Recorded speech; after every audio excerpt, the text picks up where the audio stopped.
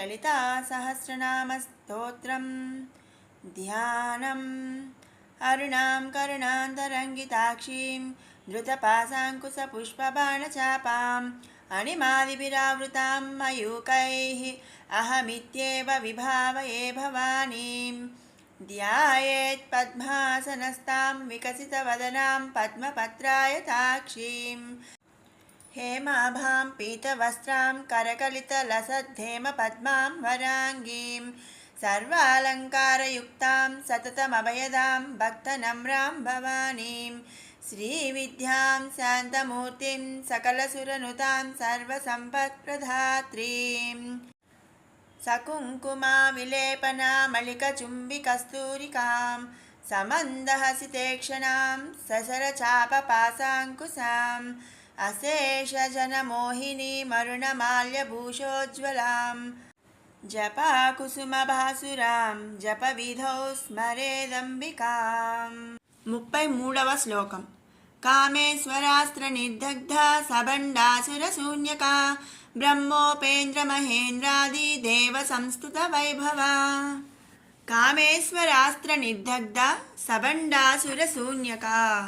కామేశ్వరాస్త్ర నిర్దగ్ధ, కామేశ్వరాస్త్రము చేత నిర్దగ్ధ అంటే దహించి వేసింది. అది ఏమిటి? సబండాసుర శూన్యక.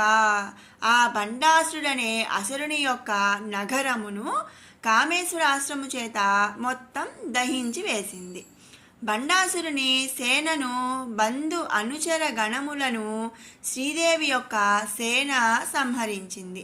తరువాత బండాసురుని వధకు శ్రీదేవి కామేశ్వరాస్త్రమును ప్రయోగించి దహించినది అని ఈ నామము యొక్క భావము.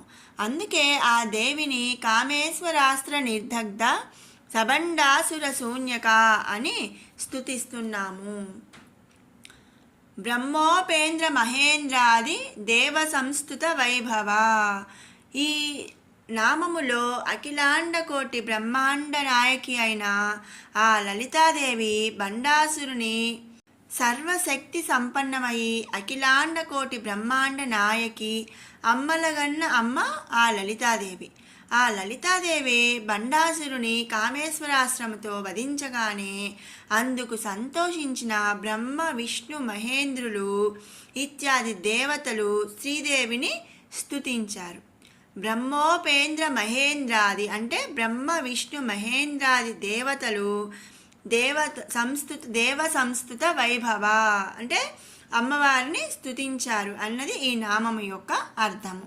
అంతే కదా, ఎవరైనా మంచి పని చేస్తేనే మనం బాగా వాళ్ళని పొగుడుతాము. అలాంటిది ఆ శ్రీదేవి ఒక లోకకంటకుడైన బండాసురుడు అనే అసురుణ్ణి చంపినప్పుడు బ్రహ్మ విష్ణు దేవేంద్ర ఇత్యాది దేవతలందరూ కూడా శ్రీదేవిని స్తుతించారు.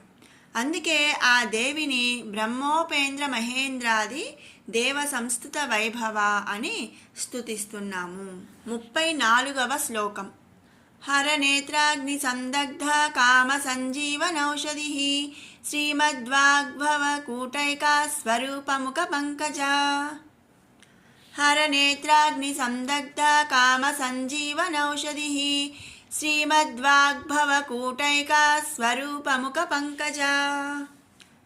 హరనేత్రాగ్ని సందగ్ధ కామ సంజీవనౌషధి. శంకరుడు హరనేత్రాగ్ని సందగ్ధ అంటే శంకరుడు హరుడు అంటే శంకరుడు తన త్రినేత్రము చేత మన్మధుడిని దహించి వేసెను.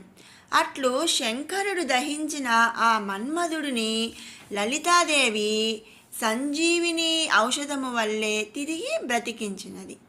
అందుకే ఆ దేవిని హరనేత్రాగ్ని సందగ్ధ కామ సంజీవనౌషధి అని స్తుతిస్తున్నాము. శ్రీమద్ వాగ్భవ కూటైక స్వరూప ముఖ పంకజ. మహిమగల అక్షరముల సముదాయమే స్వరూపముగా అంటే శ్రీమద్ వాగ్భవ కూటైకమైన మహిమగల అక్షరముల స్వరూప ముఖ పంకజము అంటే తామర పువ్వు వంటి ముఖముతో వర్ధిల్లుచున్నటువంటిది అని ఈ నామము యొక్క అర్థము. పంచదశి మంత్రమునందు కల మొదటి 5 అక్షరాల సముదాయమును వాగ్భవ కూటము అని పిలుస్తారు. మొత్తం పంచదశి మంత్రం అంటే 15 అక్షరాల కలయిక.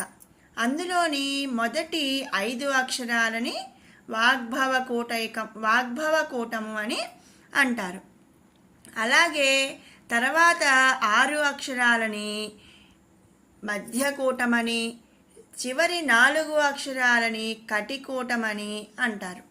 అయితే పంచదశి మంత్రములోని ప్రతి అక్షరాన్ని విభజించి జపించినప్పుడు వారు ఐం క్లీం సౌహ్ అనే త్రయాక్షరి మంత్రాన్ని సంగ్రహిస్తారు. ఈ బీజాక్షర మంత్రం బాలా త్రిపుర సుందరి యొక్క మంత్రం అన్నమాట. ఈ మంత్రంలో ఐం అంటే వాగ్భవ బీజం, అలాగే క్లీం అనేది కామ బీజం, సౌహ్ అనేది పరాశక్తి బీజం. పంచాదశలోని 15 అక్షరాల కూటమిని ఈ ఐం క్లీం సౌహుగా సంగ్రహిస్తారు. అందులోని మొదటి 5 అక్షరాల వాగ్భవ కూటాన్ని ఐం అనే అక్షరంతో జపిస్తూ దాన్నే వాగ్భవ బీజమని అంటారు. ఆ కూటమును స్వరూపముగా దేవి కలిగి ఉన్నదని ఈ నామమందు అర్థం. 33, 34 శ్లోకాల వివరణ తెలుసుకున్నాం కదా. ఇప్పుడు 31 నుంచి 34 శ్లోకాల వరకు 2 సార్లు పారాయణ చేద్దాం. మహాగణేశ నిర్భిన్న విఘ్నయంత్ర ప్రహర్షిత బండాసురేంద్ర నిర్ముక్త శస్త్ర ప్రత్యస్త్ర వర్షిణి करांगुलिनकोत्पन्न नारायण दशाकृति महापाशुपतास्त्राग्नि निर्दग्धासुर सैनिका कामेश्वरास्त्र निर्दग्धा सबंडासुर शून्यका ब्रह्मोपेन्द्र महेन्द्रादि देव संस्तुत वैभवा हरनेत्राग्नि संदग्धा काम संजीवनौषधि श्रीमद्वाग्भव कूटैका स्वरूपमुख पंकजा. మరొక మారు పారాయణ చేద్దాము.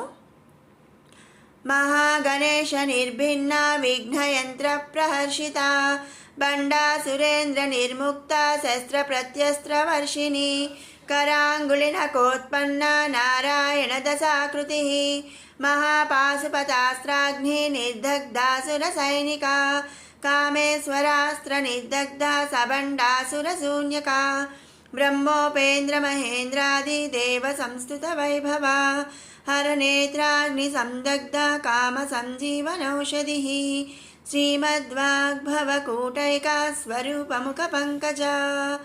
ओम श्रीमात्रे नमः.